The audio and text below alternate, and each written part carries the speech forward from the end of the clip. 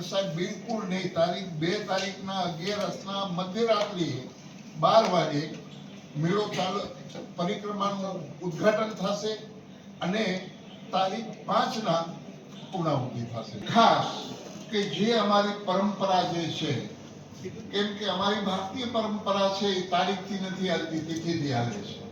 ઘણી વખત મેળો 5 દિવસનો થાય છે, ઘણી વખત મેળો 4 દિવસનો થાય છે. તો આ ફેરે પણ એક વરસાદના કારણે જે ભવનાથ વિસ્તાર અને પરિક્રમાના રૂટ ઉપર રસ્તાનું રિપેરિંગ કરવું, એક.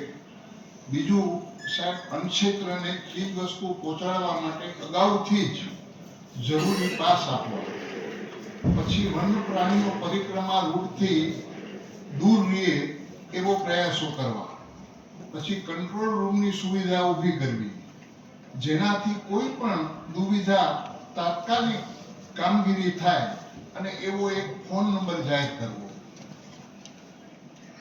પોલીસ રાવટીમાં જરૂરી દવાઓની વ્યવસ્થા રાખવી, પછી વન વિભાગ પૂરતી સંખ્યામાં ટેકાની લાકડી અને રસોઈના બર્તનની વ્યવસ્થા કરી, પછી જે આપણી જૂની નવાબી કાળથી જે પરંપરા હતી એ થોડોક ટાઈમમાં વચમાં બંધ થઈ ગઈ હતી, જે પોલીસ દ્વારા સાહેબ જ્યારે ઉદ્ઘાટન થાય ત્યારે બંદૂકનો અવાજ દેવામાં આવતો, એ પણ પરંપરા ચાલુ રાખવી અને જંગલને કોઈ નુકસાન ન પહોંચે તેના માટે પ્લાસ્ટિકની ચીજો ન જાય એવી તકેદારી રાખવી. પછી કાળવાથી ભવનાથ સુધીની મિની બસની સંખ્યા વધારવાની અને જૂનાગઢ તરફ આવતી ટ્રેનો વધારવાની.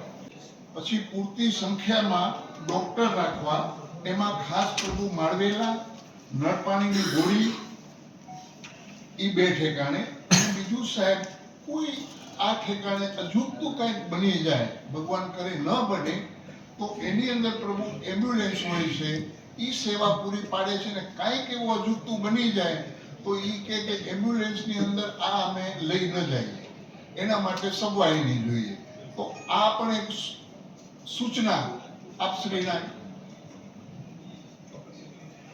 પછી લાઈટ, પાણી, દવાની વ્યવસ્થા. પછી સાહેબ એક દૂધની વ્યવસ્થા માટે ખાસ કોઈક એવું કરો, કેમ કે દૂધની થેલી પ્લાસ્ટિક અંદર તો જશે નહીં, તો એના માટે કઈ સેવા એક ઊભી કરવી કે જેનાથી હરેક પબ્લિકને દૂધ પૂરતું મળી શકે. આના સિવાય એની અંદર પ્રભુ ખાસ પ્રભુ જોવાનું છે.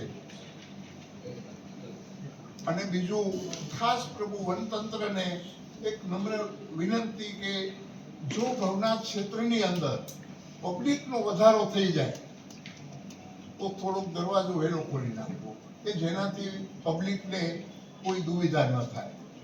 બીજું કે હર વર્ષ તંત્ર દ્વારા અને સાધુ સંતો દ્વારા એક પરિક્રમાનું નિરીક્ષણ કરવામાં આવે છે, તો એની પણ એક તારીખ તમે જાહેર કરજો, તો જેનાથી સાધુ સંતો અને વનતંત્ર બધા ભેગા મળી કરી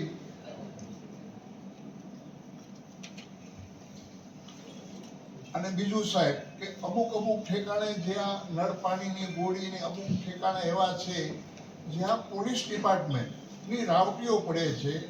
સાહેબ ઉમાં પોલીસ ડિપાર્ટમેન્ટના માણસો સાહેબ ખાલી બુંદી ગાંઠિયાના પેકેટ જ જમે છે, બીજું કાંઈ એમને જમવાનું મળતું નથી. તો એ ડિપાર્ટમેન્ટ તરફથી પ્રભુ એ સુવિધા રાખો કે પ્રભુ જે અમુક ઠેકાણે રાવટીઓ જે છે એને પ્રભુ ભોજન પૂરેપૂરું મળવું જોઈએ. ગયા વખતે એક અનિચ્છનીય બનાવ બન્યો તો લગભગ આ બધા લોકોના સંજ્ઞાનમાં હશે કે 7 વર્ષની દીકરીને હિંસક પ્રાણી દ્વારા લઈ જવામાં આવ્યું હતું. એટલે વિશેષ સૂચનાઓ પ્રશાસન તરફથી પબ્લિકની અંદર પણ આપવામાં આવે કે રૂટની બહાર ન જાય કોઈ પણ કારણોસર. અને જે ફોરેસ્ટ ડિપાર્ટમેન્ટના અધિકારીઓ છે અથવા તો પ્રશાસનિક અધિકારીઓ સુચારુ રૂપથી પૂરેપૂરી શાસન દ્વારા સૂચના આપવામાં આવે અને એનું સભ્યતાથી અને પોતાનું એક જવાબદારીપૂર્વક પાલન કરે તમામ પરિક્રમાના જે 4 દિવસ દરમિયાન. અને કોઈ પણ શ્રદ્ધાળુઓની સાથે અનિચ્છનીય વ્યવહાર, ખાસ કરીને ગુજરાતની જે આપણી શાન છે, ગિરનારની જે આપણી ભવ્યતા અને દિવ્યતા છે, એની અંદર વધારે પરપ્રાંતથી લોકો પણ હવે ધીમે ધીમે આ ગિરનારના સૌંદર્ય અને મહાત્મા સંતોના દર્શન માટે વિશેષ રૂપથી આ પરિક્રમાનો જે રજાનો ટાઈમ હોય છે એટલે વધારે સંખ્યામાં આવે છે.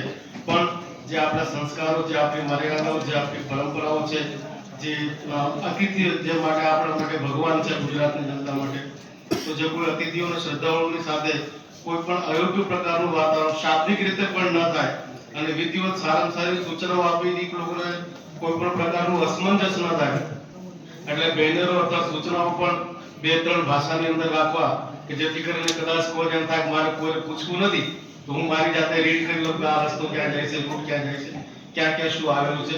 એના મોટા મોટા જે અત્યારે આપણે અંતરમાં કેવું જોઈએ મીટિંગની અંદર કે વ્યક્તિગત મોટા બેનરો નગરપાલિકા મારે કે કોઈ અમારા સંતો મારે કે કોઈ પણ બીજા એની કરતા એવી સૂચનાઓના મોટા બોર્ડ મારો ને કે લોકોને દેખાય કે ભાઈ જાવું ક્યાં એમ, તમે કોણ છો ને ઈ કોણ છે, દુનિયા ઓળખી જવાની છે આજે નહીં તો કાલે.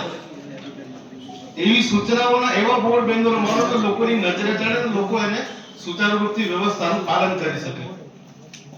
વિશેષ અને અમારા મંડળના અધ્યક્ષ ઇન્દ્ર ભારતી બાપુએ વાત કરી કે 2 તારીખે રાત્રિનો જે મુહૂર્ત જોઈ અને પાછળ પ્રશાસનની દ્વારા ગાર્ડ ઓફ ઓનર રાઇફલ દ્વારા આપવામાં આવે છે, અમારી પરંપરા છે.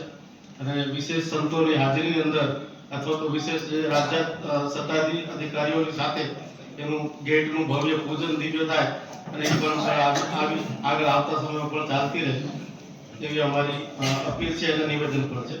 નમો નારાયણ. જે વાત કરી એ બહુ મુદ્દાની વાત છે.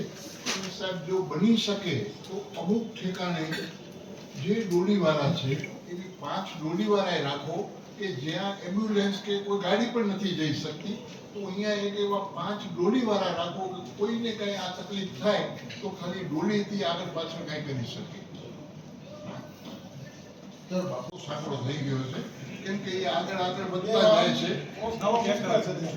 તે વખતે આરસીસી રોડ હતો ત્યારે કોન્ટ્રાક્ટરે પણ ધ્યાન દેવું છતાં પણ રોડ ખુલ્લો ન થયો, આરસીસી એટલું બાકી